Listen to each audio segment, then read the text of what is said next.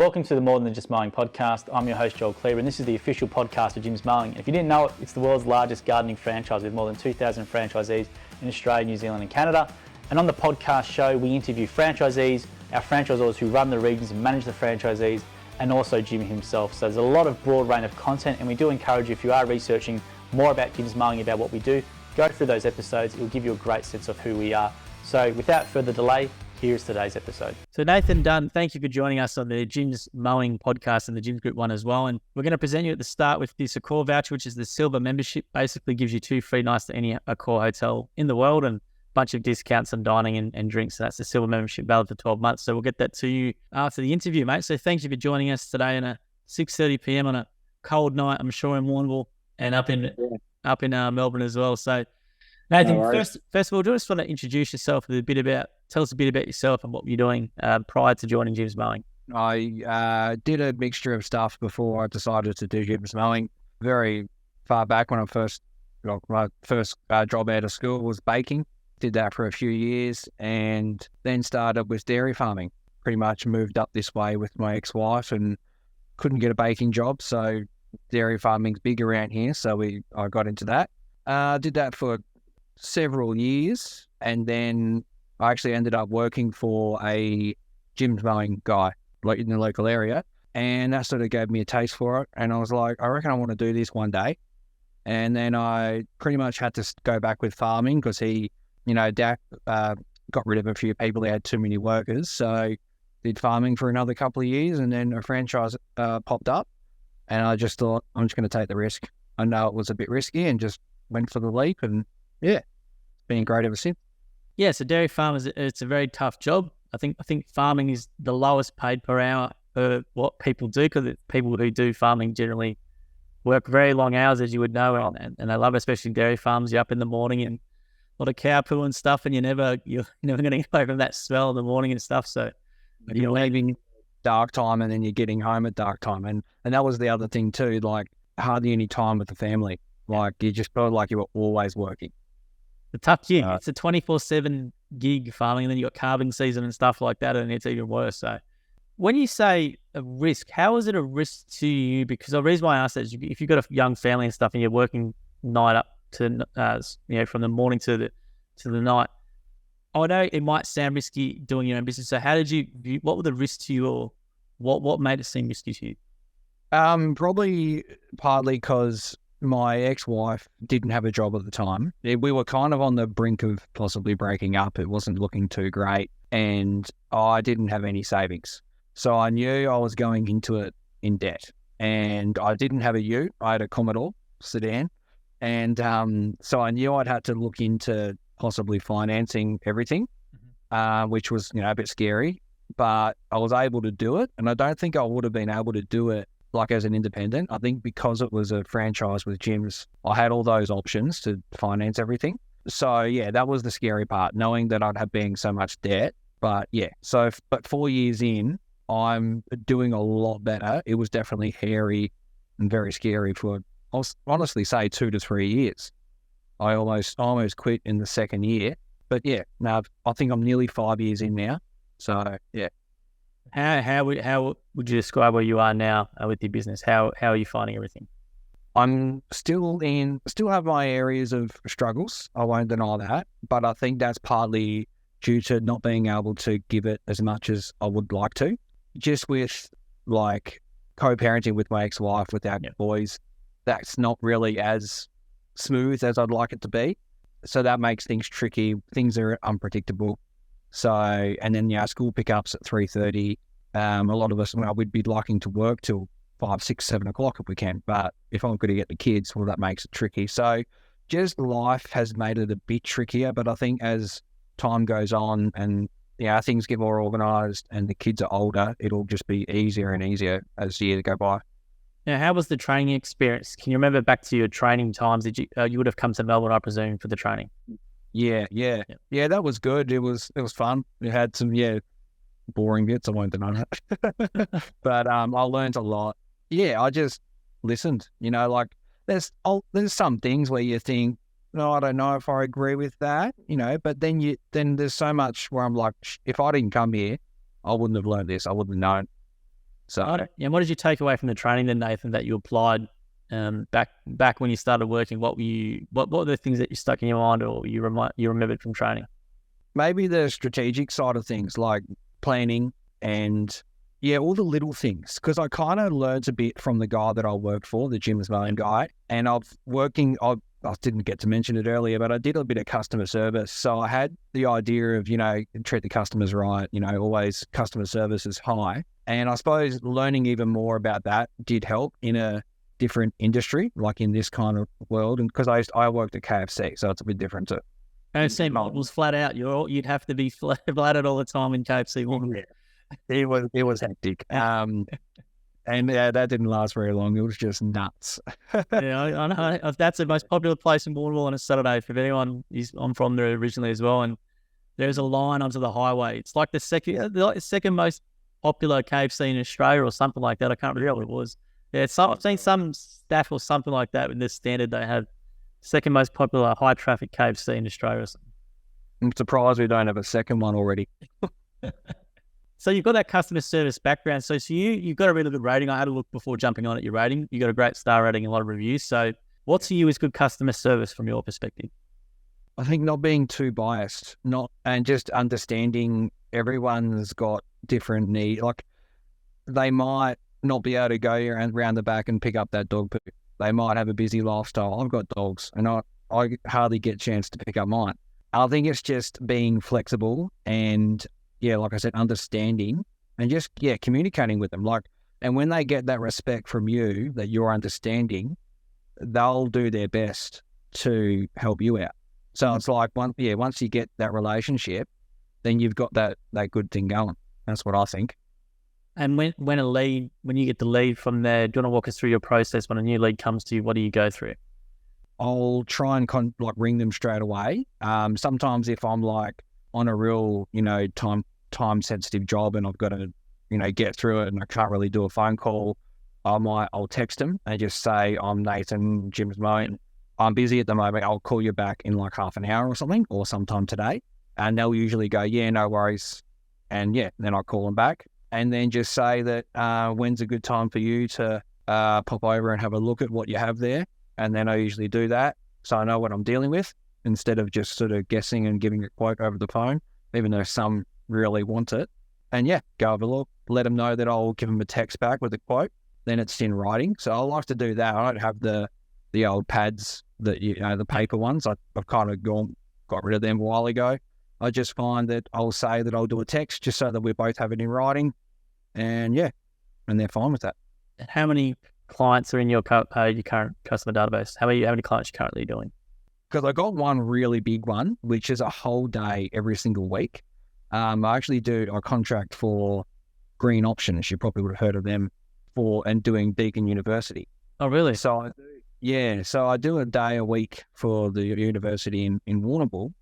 So that kind of like, I count that as like 6 or 7, 8 jobs. Yeah, it would be, big work there, Yeah, so when I look at it like that, I've pretty much got about 70 clients. Great. Regular clients, and it can fluctuate. It did pop down to 60 at one point and up to 80. So what's your plan with your business, Nathan? Do you want to keep going at that level, or what's your you like being the sole trader, or what do you want to do with your business? I have had a couple of employees and it is challenging. I'm actually, I've got one at the moment and he's 2 days a week, but it's just tricky. I know no one's ever going to be as good as I am, but it's hard to find someone that's even like 80% good to be worth it and then I find that if I'm by myself, I get bored. So I'm in a predicament. I'm in that thing of I've had a couple of workers over the years and then gone back to solo and then had another one going back to solo. But I think I need to keep it solo and just keep myself busy, maybe float around that, maybe pop her up to 80 clients, just really focus on getting good quality, regular clients, I think, and just float there for a while. And you're happy with the level of work you're receiving at the moment, or where you're at the moment? Yeah. Good. I'm a bit quiet, but it is winter and I have had a few like drop off, different reasons, and everything's gone to monthly now. Yep. So it is quiet, but a couple of months time, I'm ready for I had a few drop off. Now I'll start to just put some fresh ones in, try and gain some really good clients coming springtime. And give the body a bit of a rest as well. I'm sure your body would get a bit knackered, before the springtime. So it's at least to give yourself a rest, a bit of time to set up, which is. I'm actually finding I don't like it because I love the sunshine. So now I'm actually getting lazier because my body is like, it wants to keep moving. Fair. I want some vitamin D. Well, that's the thing. Like, if people take on the mowing franchise, you just obviously from a dairy farming background, like it's far like it's. What would you compare in terms of what was harder for you in terms of physicality? Was it being a dairy farmer? Was it doing the mowing franchise? Yeah, dairy farming. Yeah, maybe there's differences, but it's draining in every way possible. Yeah, I don't think people realize how hard of a job it is. They think you just rock up and put the cups on and walk away and do it twice a day, and that's it. Those cups are actually quite heavy. They're actually, I think they end up being like 5 or 6 kilos the whole set. And if you're doing 1, 2, 3, 4, like you're doing 1 kilo each, maybe you're doing 4 of those. And if you've got a dairy farm of 800 cows, and you're doing that twice a day, like do the maths. That's a lot of weights you're lifting. Tough gig. No, my cousin's got a couple of farms down there, so I'm pretty familiar with dairy farmers. I've got a lot of respect for dairy farmers and farmers in general. So yeah, doing that's some really good training for what you're doing now, and that's great to hear how you're finding it easier than what dairy farming is, because you're the first person I've interviewed who said that everyone comes from corporate jobs or sitting in an office and they come and do the mowing and they're wrecked for the first month. Whereas with you, it's probably a relief going from the dairy farming to being a mowing franchisee. Yeah, it is a bit. The worst part of it's the rain days and the coldness, because you're not motivated. I find that the sun just really motivates me. But well, how do you motivate yourself on those days when it's not sunny? That's a good question. That's probably something good. How do you manage to get yourself up for that? Podcasts, just good quality, funny. Sometimes business podcasts. What do you listen to? Maybe what are a couple of recommendations? Yeah, Luke Smith. He's a really good one. It's called the Australian Lawn and Garden Podcast, I think. Okay. Yes. And then the Skull Sessions, BJ and Ben from Catch a Pro. Yeah. Cool. They're real. They're a laugh. They're a bunch of idiots, but they tell you a lot of good things too. They kind of tell you the street smarts of owning a mowing business, whereas Luke is more the really serious side. Yeah, and he'll knuckle down and talk about the numbers. And he did an episode the other month, one of his episodes about numbers, and it is the best episode I've ever heard talking about the numbers in a gardening business. He explained it like so well, very, very in depth, but kind of very simple for people that, like, I'm not the best with numbers and maths and taxes and all that. Not a lot of people are. No. He attached a spreadsheet that you could download and figure out what you would need to charge as an hourly rate for your business. It was really helpful. And that's something you've taken and applied. You apply that sort of learning in your own business? Yeah, because I was thinking I was probably a bit low with my price. And after listening to that episode, he really made me think about it. And I punched in my details and what I owe and, all my costs. And it turned out I could have been putting things up at another $20 an hour.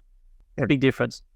Yeah, and I've been factoring that into like new quotes, and I did a price rise in July, just gone. I haven't lost a customer yet. Everyone's said, yep, no worries. And any new quotes, I'm pretty much going $15 to $20 above what I used to have quoted. Yeah, I'm glad you said that, Nathan, because this is it's not a big problem, but it can be a problem for franchisees who they feel weird or they don't want to raise rates because they feel scared that the person might drop off, and you've almost got to, as you said, yeah, I can imagine. But you've done it, and then you saw that no one did drop off because they're happy with your service, and that must have been a good reinforcement to give you the confidence to progressively do that over the years. Yeah, last year when I put them up, I did have a couple of random ones drop off, but I could tell from before I even did it that I was like, I reckon these ones will drop off, because they've always talked about, I don't know if I can afford it.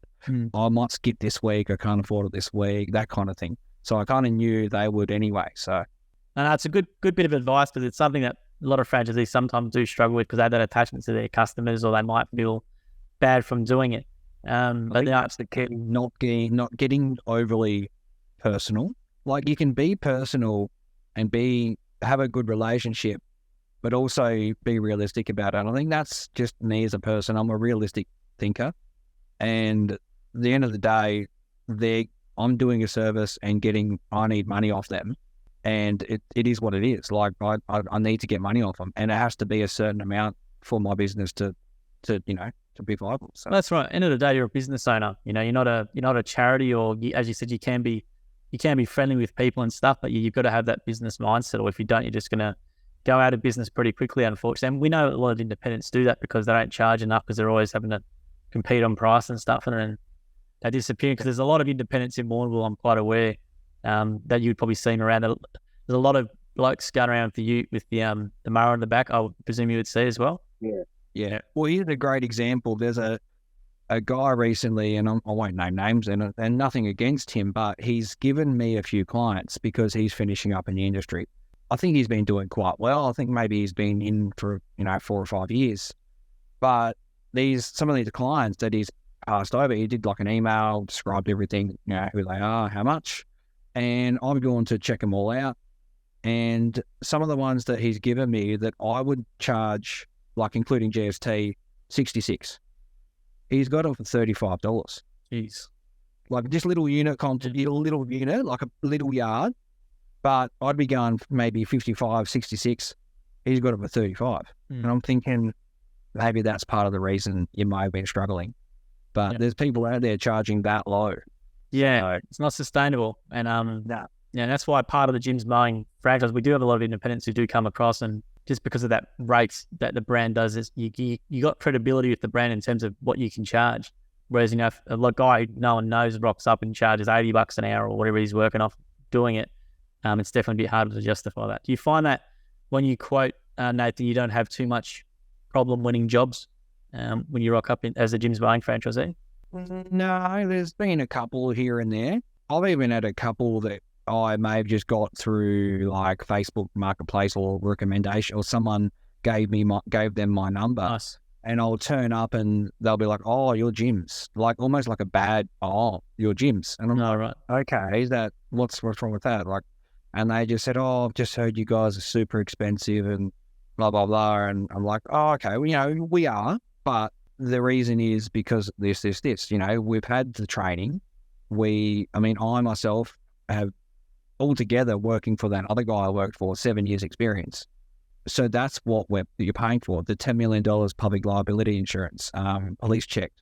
And we're made to held accountable for to a certain standard with gyms. I say to them, look, I'm not going to say all of us are fantastic. There's always a couple of bad eggs in everything. But I myself, I listened when I went to gyms, and I understood the value of customer service when I went to the training, and that's how I run my business.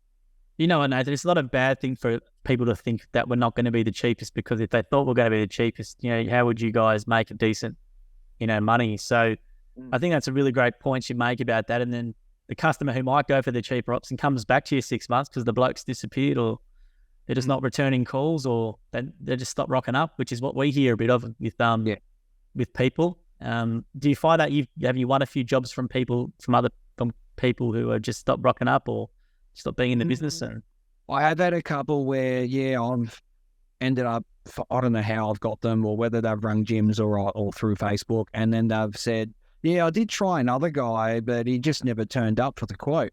Yeah. I'm just thinking, well, why wouldn't he? So if someone does raise price to you as an issue, so you did mention it about then, is that something you do real off with the customer, or how do you address that in that situation when you rock up to a thing and the first thing they say to you is like, "Oh, your gyms, you're going to be too expensive," or something? Then how do you sort of talk to that customer, or how do you approach that? I kind of say, I can understand where you're coming from, and then I start to explain why. Like and I use this one too, that when you go to a mechanic, these days they're, I don't know, 100 and whatever an hour, 150 an hour. No one questions that. You just pay it because they know what they're doing. They know how to fix a car, and you need it done. So I use that example that you've asked someone to come cut your lawn and do it, and you want a really nice job. we can do a really nice job because we're trained and I've got 7 years experience. I've got the equipment to make it faster and I've got all this stuff that I've paid for. So that's what's factored in our prices. So that's going to get you a good quality job and a friendly, customer service. And with someone that's cheaper, you might not get all that. Yeah. So you go. I was just going to say, a lot of them usually come around. Some of them, they're still a bit meh. And I think to myself, well, I don't want someone like that anyway. So. But it's almost the thing, like, you're better off dealing, like, I reckon if you come across, I don't know how many of your clients are business owners or small business owners, but if you deal with a business owner, you're probably going to not come across it as much, whereas you might come across it as a lot with people, with employees and stuff. You know, they probably don't know the realities of running a business, or they think they want to pay as cheap as possible all the time. Whereas you deal with business owner clients or people who own small businesses as clients, they're going to be far more understanding. Yeah, I agree. A lot of those ones, they're fantastic. They just get it straight away. They're the gems they are. And equipment that you use, Nathan, what do you want to share with what brands and what stuff do you use and why? I've got a Hustler Fast Track 48-inch, like a commercial model. It's actually just 2022. It was like a really new one, and I was lucky to get the commercial grade one. Before that, had another 48-inch. So just pretty much after 3 or 4 years, got a new one.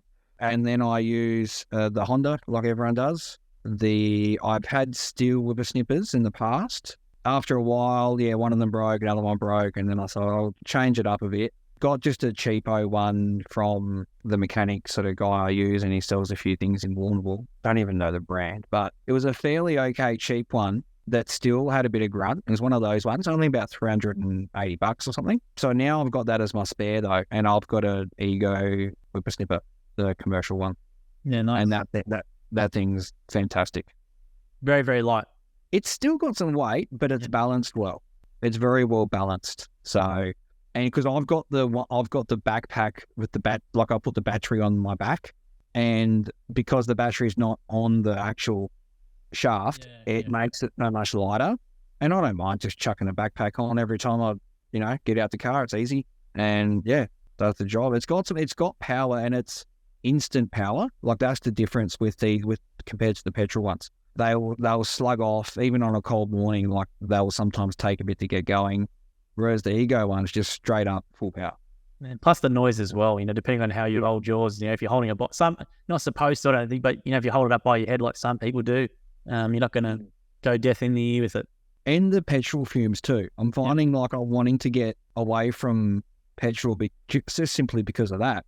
When you're holding a hedge trimmer, like on doing a hedge, and you often got it near your face. I haven't done a hedge for a while, and then the other week I did one, and I forgot how much like the fumes just get in your face, and it was annoying. I ended up with a bit of a headache, and eyes were irritated. So and the next thing I think.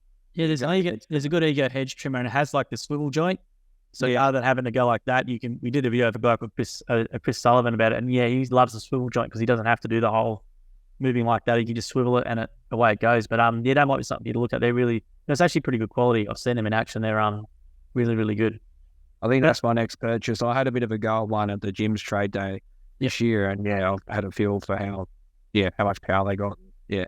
Nice. Now let's talk about the support. So how to support from if you're a franchisor, Matt, because you'd be Southwest Victoria's. Matt, what's your franchisor?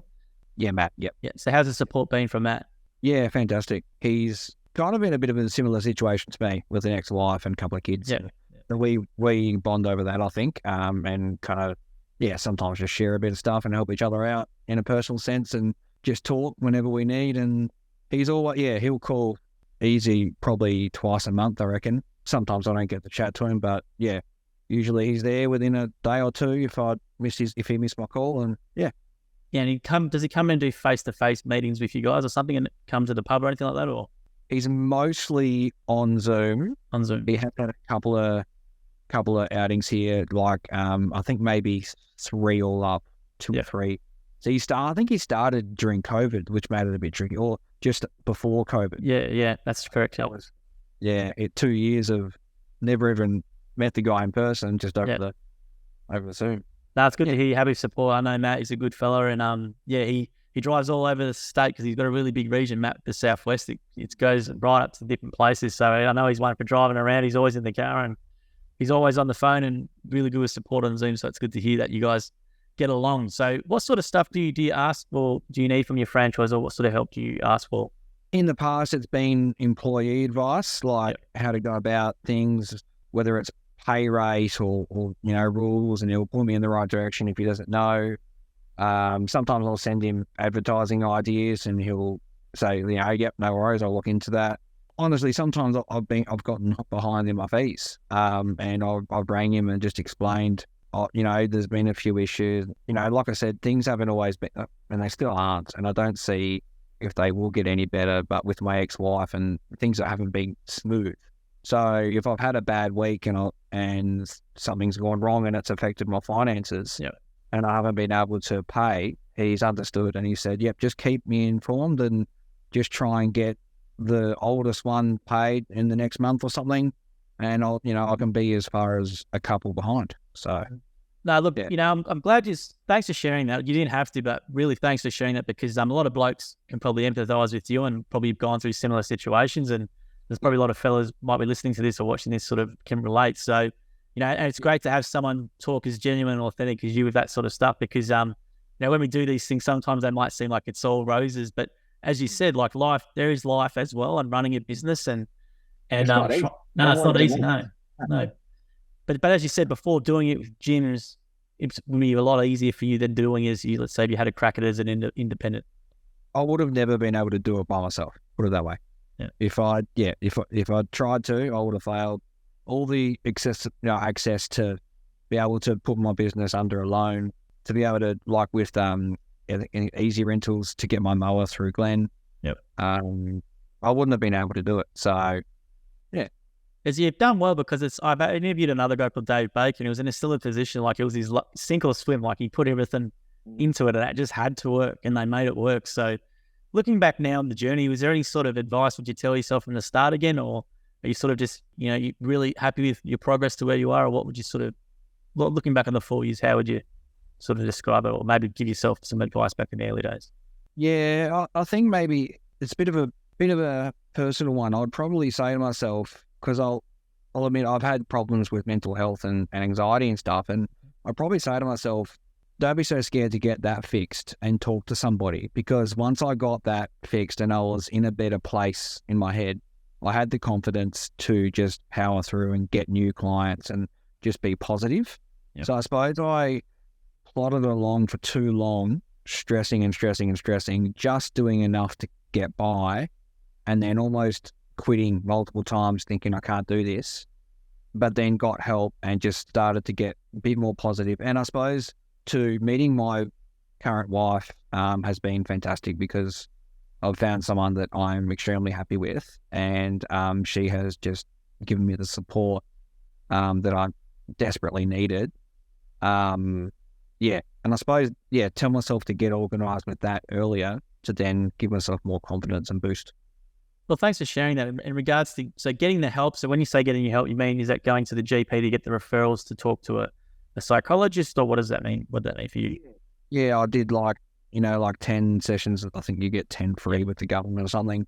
And just went through some things. Like, I was aware that I was struggling, but I just thought I could just power through and whatever. But the psychologist gave me so many good points and ways to think about things. And I think that was the biggest thing I learned from it, is perspective, the ways to look at things. You can either look at it this way or that way. And that's how I've just continued to live my life you've got a choice. Or this choice or that choice. Let it affect you or don't let it affect you. And that's how I've just been, use every challenge. I'll just use that sort of method. And when you went through that whole process, once you went in there, I presume, after you did that first couple of sessions, you'd be thinking, geez, it was far easier than maybe what I made out to be. Because I think a lot of blokes, it's not that they don't want to do it, but it's more of the step going to maybe a doctor to tell them that to get the referral can be very, stigmatizing, or can be very embarrassing for some people. That's generally the hardest bit, right? So it's a really good credit to you for doing that. And thanks for letting us know that. And so as you're saying, you would probably go back and deal with that sort of stuff earlier, if you knew what it was going to result to in terms of making your life better. Yeah. And it just, because it made me a better person, and then that then helped my business, flourish. And did you go to the full 10 sessions? I know I keep asking this, but I've got a bit of a passion in this area. So did you go to the full 10 sessions, or what was it? How does that develop for you over the journey? Yeah, no, I did. And then I learned so much from it.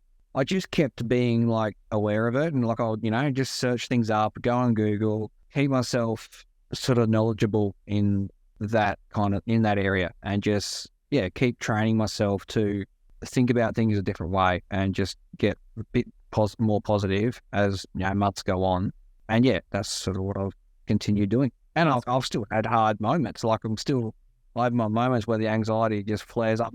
I mean, wintertime, when everything's slowed down, I probably at the moment, every winter, I think I go through the same cycle. I get worried, and you worry about finances, and you just freak out. And then springtime comes and it's just nuts, and you're back into it.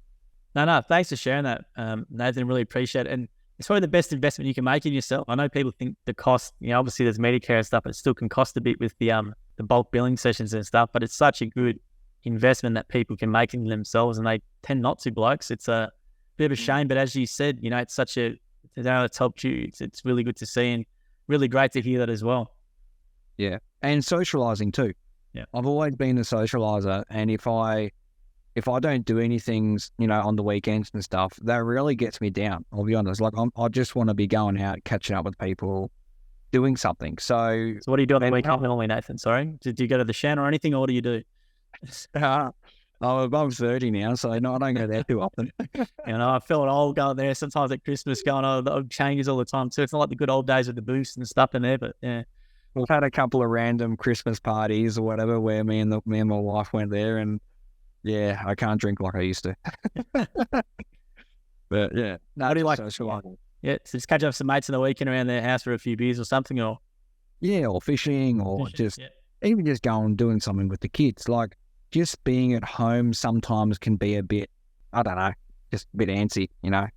Just got to get outside and get out and do something around the town. Well, that's pretty relatable. Like some people are like that a lot. They have to just always be doing something. So if they don't, then they sort of get in their own thoughts and all that sort of stuff. So I can completely relate to that as well. And so someone who's going to come to visit Warrnambool for the first time, what would you recommend they do? Is there a couple of things that you like doing around some local knowledge you want to share? Well, one, I think a lot of people don't realise how beautiful and how big Warrnambool is. I think they think it's a much smaller place, but there's everything here. It's like a smaller Geelong. The beaches and the scenery is insane. Like if you come in the summer, swimming, if you love your swimming, the swimming's fantastic, the beach. And there's the deep blue hot springs. Like I went for the first time the other week, and it was actually really nice. I mean, the shopping's good. I think, people are surprised by that. I think just there's a lot of stuff to go adventure, like going out to little towns outside of Warrnambool, like the Old Way tree climb to the rainforest. Yeah. The waterfalls. There's just a lot of random stuff around that people probably don't realise. Yeah, you got Hopkins Fall, you got Killarney Beach, which is a bit of no one goes there, but it's a great little spot. And you got obviously Port Fairy and stuff, which a lot of Melbourne would know about. It's got a lot of good stuff around it. And obviously the KFC on a Saturday night's a bit of a tourist attraction as well. So they probably want to go to one of the nicer restaurants, I reckon. There's a few of those. There's a few up on Liebig Street, something like that up there. But well, dude, Nathan, thanks for joining me very much on a Friday night, and really thank you for sharing your honest story. I think it's great to hear the whole thing in regards to some challenges with life as well, and regarding some mental health stuff. That's really great to get across to people, because it's not all roses all the time in business and in life. So it's really great to have your perspective on this, and we thank you for sharing in your time. And we'll get that a call voucher to you if I point it the right way. After this as well. It takes 5 days to get to you. It's worth around $500, $600. So you and the missus can go for a couple of nights out somewhere with that on us. So thank you very much for your time tonight. No, thank you. I appreciate it. No, thanks, Nathan. See you, mate. Thank you for listening to the episode of the More Than Just Mowing podcast by Jim's Mowing. If you do need help with your local gardening expert, please give us a call on 131 546 for Australia, 0800 454 654 for New Zealand, or head to jimsmowing.com.au or jimsmowing.co.nz. If you liked what you heard, please make sure you leave us a review as well, wherever you consume your podcast. We appreciate your support. And until next episode, we hope you have a great week.